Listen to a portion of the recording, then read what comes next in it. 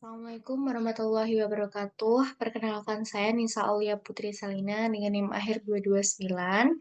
Di sini saya ingin menjelaskan tentang rencana bisnis saya.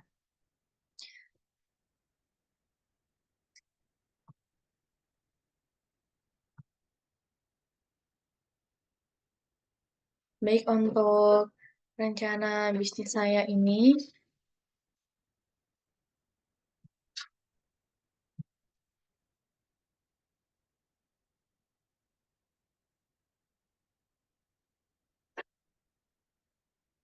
untuk rencana bisnis saya, di sini saya akan menjualan risol mayo. Latar belakang risol mayo atau rissoles mayonnaise adalah salah satu variasi modern dari rissoles, makanan ringan tradisional Indonesia yang terbuat dari kulit tipis berisi berbagai isian, kemudian digulung, dilapisi tepung panir, dan digoreng. Jika memiliki ciri khas berupa isian campuran mayones, telur rebus, smoked beef, daging asap, dan keju. Alasan saya harus memperkenalkan risol mayo, usaha risol mayo harus diperkenalkan karena memiliki potensi pasar yang luas dengan permintaan tinggi terhadap camilan kekinian yang praktis dan lezat. Harga terjangkau serta menawarkan peluang untuk keuntungan besar dengan modal usaha yang relatif kecil. Selain itu, risol mayo memiliki daya tarik unik melalui variasi isian modern seperti mayones, smoked beef, dan keju yang mampu menarik minat berbagai kalangan dari anak-anak hingga dewasa. Prospek dari usaha Risol Mayo terus-menerus berkembang dan diminati oleh berbagai kalangan. Permintaan terhadap camilan praktis, lezat, dan terjangkau semakin meningkat baik di kalangan pelajar, mahasiswa, pekerja, hingga ibu rumah tangga. Risol Mayo juga bisa dijual secara langsung, dititipkan di kantin atau warung, hingga dipasarkan melalui media sosial atau platform digital. Dengan modal usaha yang relatif kecil, namun potensi keuntungan yang cukup besar, usaha ini cocok dijadikan oleh pemula maupun pelaku usaha yang ingin menambah variasi produk. Untuk merek, kenapa saya beri nama itu Happy Mayo? Yang pertama itu karena happy memaknai agar pelanggan itu selalu senang untuk membeli produk di saya, sedangkan untuk mayonya berasal dari kata risol mayo. Nah, untuk logonya seperti yang ada di gambar, itu mungkin logo yang akan saya pakai besok.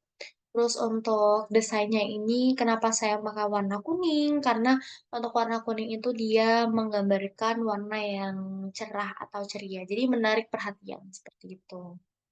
Selanjutnya untuk harga di sini saya akan jual per bijinya itu 3.500, paket isi kecil 3.000, 3.000, paket kecilnya itu isi 3 harga 10.000 dan untuk paket besar isi 6 itu 19.000. Komposisinya itu ada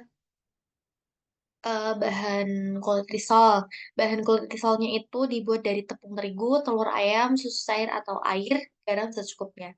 Untuk bahan isian risolnya ada mayonnaise, smoked beef, terus juga ada telur rebus atau keju parut. Untuk kejunya itu juga opsional, jadi bisa dipakai atau enggak, tergantung selera juga.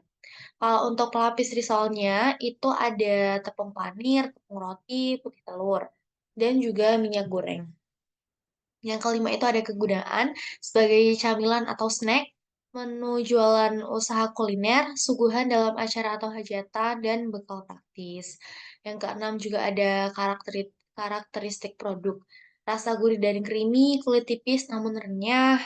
Terus untuk warnanya itu keemasan menarik, sensasi isian lumer, mudah diterima berbagai kalangan. Target pasarnya itu dari remaja dan anak muda, ibu rumah tangga, bapak-bapak, mahasiswa dan pelajar, pecinta risol mayo. Untuk yang delapan itu ada keunggulan produk dibanding pesaing.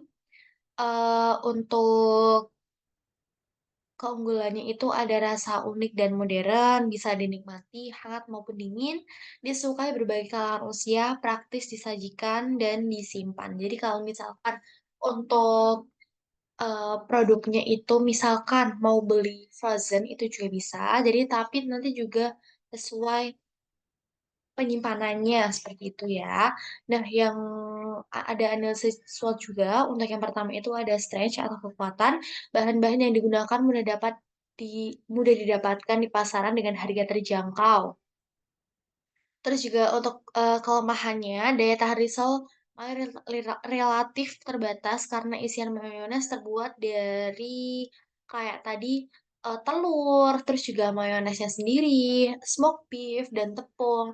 Itu dalamnya kan basah, jadi rawan banget kalau untuk penyimpanannya itu tidak tidak baik, itu rawan banget akan cepat basi jika tidak disimpan dengan benar.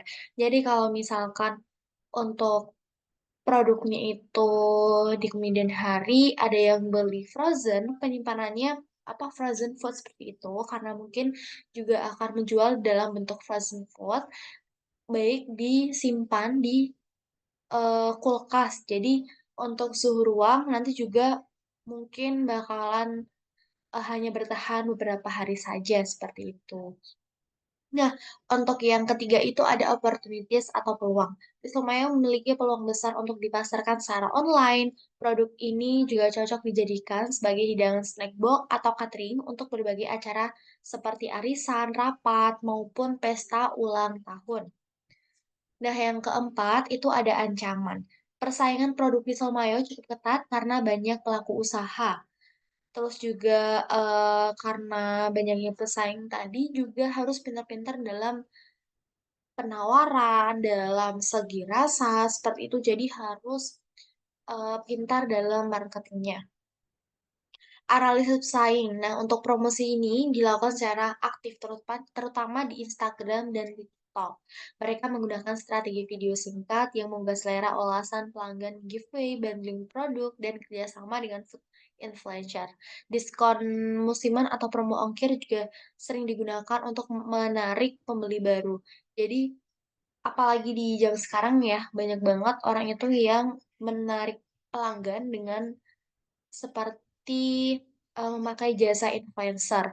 Nanti kalau misalkan, influencer-nya itu favorit, dia lagi makan apa, kan jadi kayak ngiler, seperti itu ya. Pasti dia juga ingin membeli produk tersebut. Nah, dalam, berjualan juga harus pintar-pintar dalam menarik pelanggan. Jangan hanya untuk menjaga kualitas saja, tetapi juga harus menambah, marketing agar produknya dapat dikenal lebih lebih luas, seperti itu ya. Misalnya itu ada kesimpulan. Nah, kesimpulan dari usaha Risol Maya adalah bahwa usaha ini memiliki peluang yang sangat baik untuk dikembangkan karena permintaan pasar terhadap camilan praktis, lezat, dan kekinian terus meningkat dengan model yang relatif terjangkau, proses pembuatan yang mudah, serta fleksibilitas dalam pemasaran secara offline maupun online. Risol Maya berpotensi memberikan keuntungan yang besar. Selain itu, inovasi dalam varian rasa dan kemasan dapat meningkatkan daya tarik konsumen, sehingga usaha ini tidak hanya mendukung kreativitas pelaku usaha, tetapi juga berpeluang bagi produk unggulan yang mampu bersaing di pasar kuliner maupun lebih luas. Jadi, kenapa saya milihnya itu Happy Mayo karena mungkin risolnya yang, sedang yang kebanyakan disukai ke anak muda atau kalangan muda seperti itu adalah risol mayo. Mungkin di kemudian hari juga saya akan menambah seperti risol rogut, risol daging cincang, atau untuk varian isi lainnya seperti itu. Jadi untuk, presentasi saya sekian, mungkin itu saja Ibu yang dapat saya sampaikan. Terima kasih atas waktu yang diberikan kepada saya. Terima kasih banyak. Salam dan bahagia.